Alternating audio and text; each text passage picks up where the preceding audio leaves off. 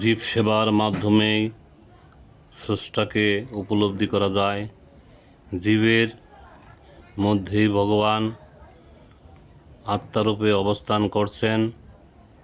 তাই তো স্বামী বিবেকানন্দ বলেছেন, জীবে প্রেম করে যেই জন সেই জন সেবী সে ঈশ্বর।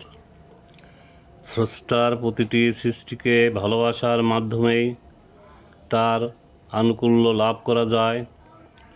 ক্ষুধার্তের অন্নদান, তৃষ্ণার্তের পিপাসা মেটানো, অসহায় মানুষের প্রতি সাহায্যের হাত বাড়ানোর মাধ্যমেই স্রষ্টার প্রতি অকৃত্রিম ভালোবাসার প্রকাশ ঘটে। বিভিন্ন অঞ্চল থেকে মায়ের প্রকৃত ভক্তরা নিজেদের স্বার্থের কথা না ভেবে মায়ের পুজোর দিন অকাতরে পরিশ্রম করে ভক্তদের সেবা করে যাচ্ছেন। দূর দূরান্ত থেকে অনেক কষ্ট করে দীর্ঘ পথ পায়ে হেঁটে মায়ের চরণে একটু প্রশান্তি পাবার আশায় ভক্তরা ছুটে আসছেন। ভক্তরা দীর্ঘ লাইন ধরে প্রতীক্ষায় আছে প্রসাদ পাবার জন্যে। বিনিময়ে লাগছে না কোনো ফি। এমনি একটি সেবা কেন্দ্র ঢাকা জেলার কেরানীগঞ্জের সাক্তা গ্রাম থেকে মায়ের পরম ভক্তরা এসেছে খিচুড়ি প্রসাদ বিতরণ করার জন্য। তারা খেয়ে না খেয়ে দিনরাত পরিশ্রম করে ভক্তদের সেবা করে যাচ্ছেন। সাক্তা সরকারি উচ্চ বিদ্যালয়ের ছাত্রছাত্রীরা সেবার সাথে সম্পৃক্ত হয়েছে, তার সাথে আমিও যুক্ত হয়ে গেলাম। যুক্ত হতে পেরে নিজেকে ধন্য মনে করছি। শৃঙ্খলার সহিত একে একে প্রসাদ গ্রহণ করছে। অতিরিক্ত গরমের ভক্তরা ক্লান্ত হয়ে পড়ছে, তাই পিপাসায় ক্লান্ত ভক্তদের মাঝে শরবত বিতরণ করছে ছেলেমেয়েরা। অতিথিশালা এই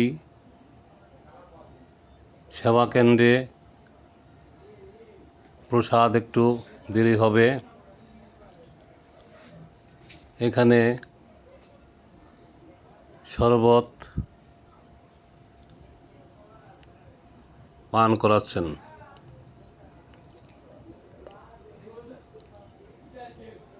আরেকটি সেবা কেন্দ্র, এখানে লেখা আছে মানব সেবায় পৃথিবীর শ্রেষ্ঠ ধর্ম। সত্যিই তাই। এখানে দীর্ঘ লাইন দেখা যাচ্ছে। শিবচর থেকে এসেছে তারা সেবা প্রদান করার জন্য। এখানে গরম গরম খিচুড়ি নামানো হয়েছে। প্যাকেটিং করার পর তাদেরকে বিতরণ করা হবে।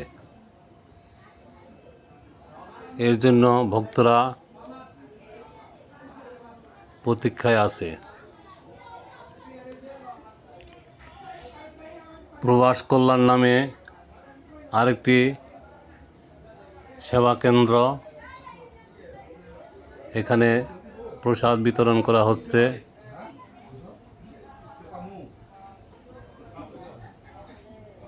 শৃঙ্খলার সহিত সবাই প্রসাদ নিচ্ছে।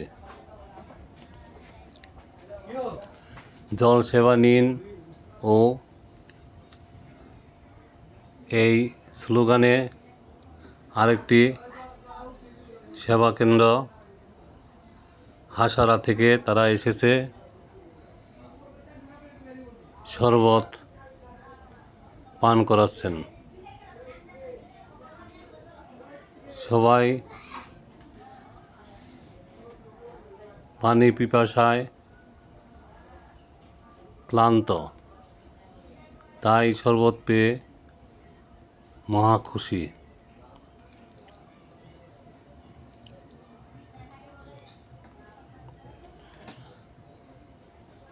আরেকটি সেবা কেন্দ্র, ওরা ছেলেমেয়েরা ওরা নিজেই উদ্যোগী হয়ে গ্রামের মধ্যে তীর্থঘাট গ্রামে তারা জল সেবা করাচ্ছে। এখানে সেবাই ধর্ম। গণেশ চক্রবর্তী গালিমপুর থেকেও সেবা করাচ্ছে। মায়ের প্রতি আমাদের ভালোবাসা